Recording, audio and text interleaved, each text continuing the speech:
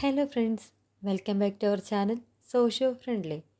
നമ്മൾ ഇന്ന് ഡിസ്കസ് ചെയ്യുന്നത് എമിലി ദുർക്കീമിൻ്റെ സൂയിസൈഡ് എന്നൊരാശയമാണ്. സൂയിസൈഡ് സൈക്കോളജിയുടെ മാത്രം പഠന മേഖലയായിരുന്ന ആത്മഹത്യ എന്ന ആശയം സോഷ്യോളജിയുടെ കണ്ണിലൂടെ നോക്കിക്കാണാനുള്ള ആദ്യ ശ്രമമായിരുന്നു എമിലി ദുർക്കീം നടത്തിയത്. ആത്മഹത്യ എല്ലാ സമൂഹങ്ങളിലും കാണപ്പെടുന്നുണ്ടെന്ന് അദ്ദേഹം കണ്ടെത്തി. ഫ്രാൻസ്, ജർമ്മനി, ഡെൻമാർക്ക്, ഇംഗ്ലണ്ട് തുടങ്ങിയ രാജ്യങ്ങളിലെ മരണവുമായി ബന്ധപ്പെട്ട പബ്ലിക് റെക്കോർഡുകൾ അദ്ദേഹം പരിശോധിച്ചു. അതിൽ മരണപ്പെട്ട വ്യക്തികളുടെ മരണകാരണം, ലിംഗം, മതം, തൊഴിൽ, വയസ്സ് തുടങ്ങിയ വിവരങ്ങൾ ഉണ്ടായിരുന്നു. ഇതിൽ നിന്നും ഓരോ സമൂഹത്തിലും മരണനിരക്ക് വ്യത്യസ്തമാണെന്ന് അദ്ദേഹം കണ്ടെത്തി. മരണത്തിൻ്റെ കാരണം നമുക്കുള്ളിലല്ല, അവ നമുക്ക് പുറത്താണ്. നാം ആ കാരണങ്ങളുടെ പ്രവർത്തന മണ്ഡലങ്ങളിലേക്ക് പ്രവേശിച്ചാൽ മാത്രമേ അവ പ്രവർത്തിക്കുകയുള്ളൂ എന്ന് അദ്ദേഹം പറയുന്നു. ആത്മഹത്യക്ക് മാനസികപരമായ കാരണങ്ങൾ കൂടാതെ സാമൂഹികപരമായ കാരണങ്ങൾ കൂടിയുണ്ടെന്ന് ദുർക്കീം കണ്ടെത്തി. ആത്മഹത്യ എന്ന് പറഞ്ഞാൽ താൻ മരണം വരിക്കുമെന്ന പൂർണ്ണ ബോധ്യത്തോടെ ഒരു വ്യക്തി ചെയ്യുന്ന ഏതൊരു പ്രവൃത്തിയും ആത്മഹത്യയാണ്. ഒരു വ്യക്തി ചെയ്യുന്ന ആത്മഹത്യ അയാളുടെ എന്തെങ്കിലും പേഴ്സണൽ ഇഷ്യൂസ്, അങ്ങനെ മാനസിക കാരണങ്ങൾ കൊണ്ട് മാത്രം ആത്മഹത്യ വിലയിരുത്തിയിരുന്ന ഒരു കാലഘട്ടമായിരുന്നു അന്ന്. ആ ഒരു ടൈമിലാണ് ആ സമയത്താണ് ദുർക്കീം ആത്മഹത്യക്ക് മാനസിക കാരണങ്ങൾ കൂടാതെ സാമൂഹികമായ കാരണങ്ങളുണ്ടെന്ന് കൂടി വാദിച്ചത്. സാമൂഹിക കാരണങ്ങളുടെ അടിസ്ഥാനത്തിൽ ആത്മഹത്യയെ വിശദീകരിച്ചുകൊണ്ട് ഒരു സോഷ്യോളജിക്കൽ തിയറി രൂപപ്പെടുത്താനാണ് ദുർക്കീം ശ്രമിച്ചത്. എല്ലാ സമൂഹങ്ങളിലും കാണപ്പെടുന്ന ഒരു വസ്തുതയാണ് സൂയിസൈഡ് എന്നാണ് അദ്ദേഹം മുന്നോട്ട് വെക്കുന്നത്. സൂയിസൈഡ് നടക്കുന്നതിന് 2 കാരണങ്ങളുണ്ടെന്നാണ് ദുർക്കീം പറയുന്നത്.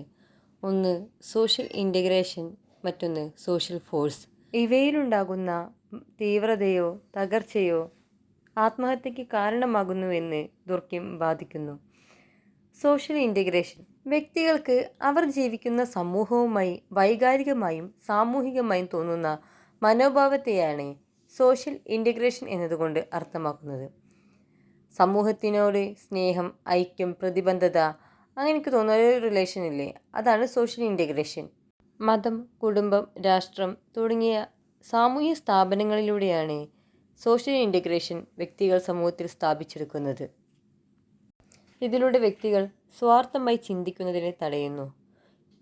സോഷ്യൽ ഇൻ്റഗ്രേഷൻ്റെ തകർച്ചയോ അതിൻ്റെ തീവ്രതയോ ആത്മഹത്യ നിരക്ക് വർദ്ധിക്കാൻ കാരണമാകുന്നുവെന്ന് ദുർക്കീം കണ്ടെത്തി. ഈ സോഷ്യൽ ഇൻ്റഗ്രേഷൻ തകരുമ്പോൾ ഈഗോയിസ്റ്റിക് സൂയിസൈഡും തീവ്രമാകുമ്പോൾ അൾട്രോയിസ്റ്റിക് സൂയിസൈഡും നടക്കുന്നുവെന്ന് ദുർക്കീം കണ്ടെത്തി.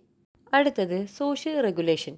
സമൂഹത്തിലുണ്ടാകുന്ന ഒരു സന്തുലിതാവസ്ഥ, ആ സന്തുലിതാവസ്ഥയാണ് റെഗുലേഷൻ എന്നതുകൊണ്ട് അർത്ഥമാക്കുക. അതായത് വ്യക്തികൾക്ക് മേൽ സമൂഹത്തിനുണ്ടാകുന്ന നിയന്ത്രണം.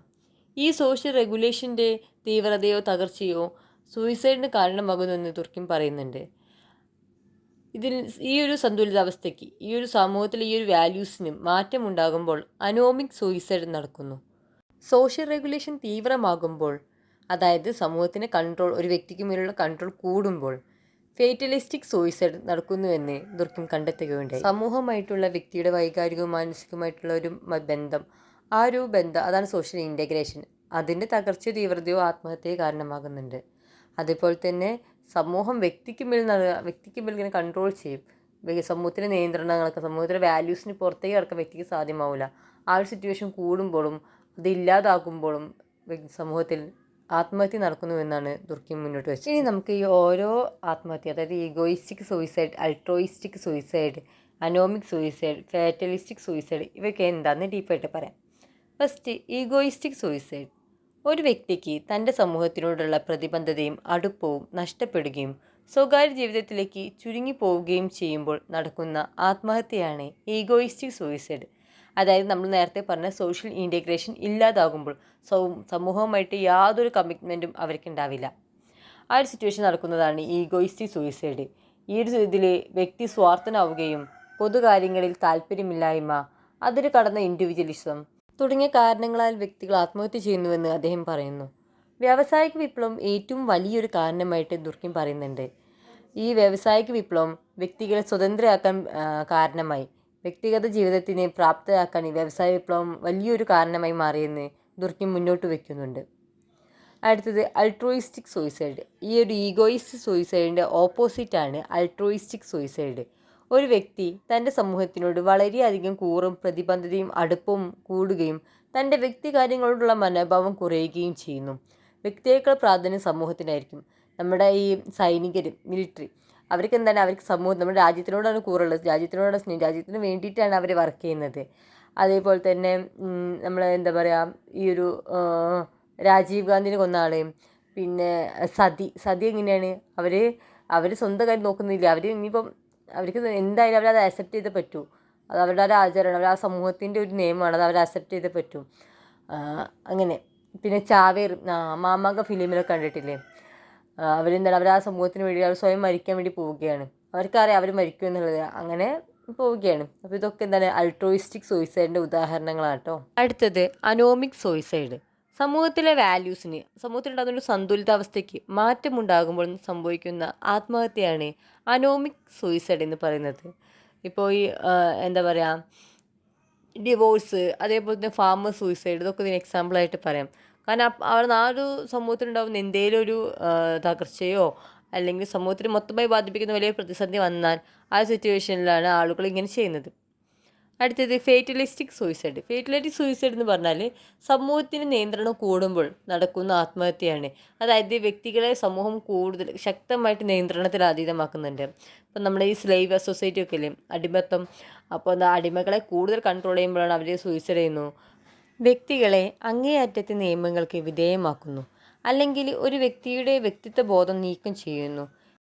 ഫേറ്റലിസ്റ്റിക് സൂയിസൈഡിൽ പ്രത്യേക അവസ്ഥകളിൽ നിന്ന് രക്ഷപ്പെടാൻ തങ്ങൾ വിധിക്കപ്പെട്ടവരാണെന്നും അത്തരം അവസ്ഥകളിൽ നിന്ന് രക്ഷപ്പെടാനുള്ള ഏക മാർഗമായിട്ട് ആത്മഹത്യയാണ് അവർ തിരഞ്ഞെടുക്കുന്നത്. അതായത് അവർക്ക് സമൂഹത്തിൽ ഒരു നിൽക്കാൻ പറ്റാത്ത സിറ്റുവേഷൻ അങ്ങനെ വരുമ്പോഴാണ് ഫേറ്റലിസ്റ്റിക് സൂയിസൈഡ് നടക്കുന്നതെന്ന് അദ്ദേഹം പറയുന്നു. ഇതാണ് ദുർക്കീമിൻ്റെ തിയറീസ്. ഇനി നമുക്ക് അടുത്തായി നോക്കാനുള്ളത് ദുർക്കീമിൻ്റെ എലമെൻ്ററി ഫോം ഓഫ് റിലീജിയസ് ലൈഫാണ്. അദ്ദേഹത്തിൻ്റെ ഏറ്റവും പ്രധാനപ്പെട്ടതും ആഴമേറിയ മൗലികവുമായൊരു കൃതിയാണ് ഈ the elementary form of religious life എന്ന് റൈമണ്ട് ആരോൺ അഭിപ്രായപ്പെടുന്നുണ്ട്. ഈ ഒരു കൃതിയിൽ സമൂഹത്തിൽ മതത്തിൻ്റെ പ്രവർത്തനപരമായ പങ്ക് അദ്ദേഹം വിശകലനം ചെയ്യുന്നുണ്ട്. ഈ പുസ്തകത്തിനായി ഓസ്ട്രേലിയൻ ആദിവാസി അരുന്ത ഗോത്രത്തിൻ്റെ മതത്തെക്കുറിച്ചാണ് ഡർക്കീം പഠിച്ചത്. മതത്തിൻ്റെ സാമൂഹ്യശാസ്ത്രം അതിൻ്റെ ഏറ്റവും പ്രാകൃത രൂപങ്ങളുടെ വിശകലനത്തിലൂടെ മതത്തിൻ്റെ നിലനിൽക്കുന്ന സത്യയെ തിരിച്ചറിയാൻ ശ്രമിച്ചു. പവിത്രമായതിനെ അശുദ്ധമായതിൽ നിന്ന് വേർതിരിക്കുന്നതിലാണ് ദുർക്കീം മതത്തിൻ്റെ ശാശ്വതമായ സത്ത കണ്ടെത്തിയത്. ദുർക്കീമിനെ മതചിഹ്നങ്ങളാക്കി മാറ്റുന്ന ആചാരങ്ങളിലൂടെയാണ് പവിത്രമായി സൃഷ്ടിക്കപ്പെടുന്നത്. ഇത് വ്യക്തികളെ ഒരു ഗ്രൂപ്പുമായി ബന്ധിപ്പിക്കുന്നു. പവിത്രമായ കാര്യങ്ങൾക്ക് ചില ആന്തരിക ഗുണങ്ങളുണ്ട്. ഉദാഹരണത്തിന് നമ്മൾ ബൈബിൾ, ഖുർആൻ, ഭഗവത്ഗീത എന്നിവയ്ക്ക് വിശുദ്ധമായി കണക്കാക്കപ്പെടുന്നില്ലേ, അതാണ് അദ്ദേഹം അവിടെ ഉദ്ദേശിക്കുന്നത്. ദുർക്കീമിൻ്റെ അഭിപ്രായത്തിൽ മതം വളരെ സാമൂഹികമാണ്. കൂട്ടായ യാഥാർത്ഥ്യം പ്രകടിപ്പിക്കുന്ന കൂട്ടായ പ്രാതിനിധ്യങ്ങളാണ് മതപ്രാതിനിധ്യം. മതത്തിൻ്റെ സാമൂഹിക ഉത്ഭവം തിരിച്ചറിഞ്ഞ ദുർക്കീം മതം ഐക്യദാർഢ്യത്തിൻ്റെ ഉറവിടമായി പ്രവർത്തിക്കുന്നുവെന്ന് വാദിച്ചു. ദൈനംദിന ലോകത്തിലെ കാര്യങ്ങളിൽ നിന്നും വ്യത്യസ്തമായി പവിത്രമായ കാര്യങ്ങളുമായി താരതമ്യപ്പെടുത്തുമ്പോൾ മതം ഏറ്റവും പ്രാഥമിക അർത്ഥത്തിൽ വിശ്വാസങ്ങളുടെയും ആചാരങ്ങളുടെയും ഏകീകൃത സംവിധാനമാണെന്ന് ദുർക്കീം വാദിക്കുന്നു. മതപരമായ ജീവിതത്തിൻ്റെ പ്രാഥമിക രൂപങ്ങളിൽ എല്ലാ സമൂഹങ്ങളും ലോകത്തെ 2 അടിസ്ഥാന വിഭാഗങ്ങളായി വിഭജിക്കുന്നുവെന്ന് ദുർക്കീം വാദിച്ചു. അവയാണ് പവിത്രവും ലൗകികവും. ലൗകികം എന്നത് നമ്മുടെ ദൈനംദിന ദിനചര്യകളാണ്. ഇത് സാധാരണ ജീവിതത്തെയാണ് സൂചിപ്പിക്കുന്നത്. ദൈനംദിന ജീവിതത്തിൻ്റെ ദിനചര്യയെ മറികടക്കുന്ന എന്തിനേയും പവിത്രമെന്ന് സൂചിപ്പിക്കുന്നു. ഇത് സാധാരണയായി സമൂഹത്തിൽ നിന്ന് വേറിട്ട് നിൽക്കുന്ന കൂട്ടായ പ്രാതിനിധ്യങ്ങളുടെ രൂപമാണ്.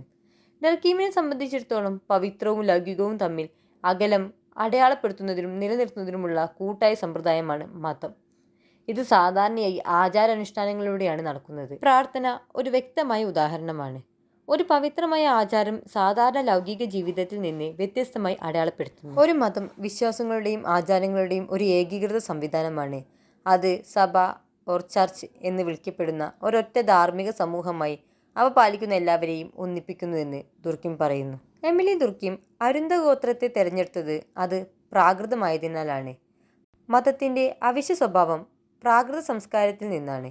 ആധുനിക മതത്തെ മനസ്സിലാക്കുന്നതിനും വെളിച്ചം വീശുന്നതിനും വേണ്ടിയാണ് അദ്ദേഹം പ്രാകൃത മതം പഠിച്ചത്. അരുന്ത ഗോത്രത്തിൻ്റെ ടോട്ടമിസത്തിൽ ദർക്കീം ശ്രദ്ധ കേന്ദ്രീകരിച്ചു. മൃഗങ്ങളും സസ്യങ്ങളും പോലുള്ള ചില കാര്യങ്ങൾ പവിത്രമായി കണക്കാക്കുകയും വംശത്തിൻ്റെ ചിഹ്നങ്ങളായി മാറുകയും ചെയ്യുന്ന ഒരു മതവ്യവസ്ഥയാണ് ടോട്ടമിസം. മതത്തിൻ്റെ ഏറ്റവും ലളിതവും പ്രാകൃതവുമായ രൂപമാണ് ടോട്ടമിസം എന്ന് അദ്ദേഹം വിശ്വസിച്ചു. ഇത്രയുമാണ് ഇന്നത്തെ ക്ലാസ്സിൽ നമ്മൾ ഡിസ്കസ് ചെയ്യുന്നത്. ഫൗണ്ടേഷൻ ഓഫ് സോഷ്യോളജിക്കൽ തിയറിയിലെ ഫസ്റ്റ് ബ്ലോക്ക് ഇതോടെ തീരുകയാണ്. ഇനി അടുത്ത ബ്ലോക്കുമായിട്ട് അടുത്ത വീഡിയോയിൽ വരാം. ഈ വീഡിയോ ഉപകാരപ്രദമാവുകയാണെങ്കിൽ തീർച്ചയായും ലൈക്ക് ചെയ്യുക, നിങ്ങളുടെ ഫ്രണ്ട്സിന് ഷെയർ ചെയ്യുക. കൂടുതൽ വീഡിയോയ്ക്കായിട്ട് ചാനൽ സബ്സ്ക്രൈബ് ചെയ്യുക. താങ്ക്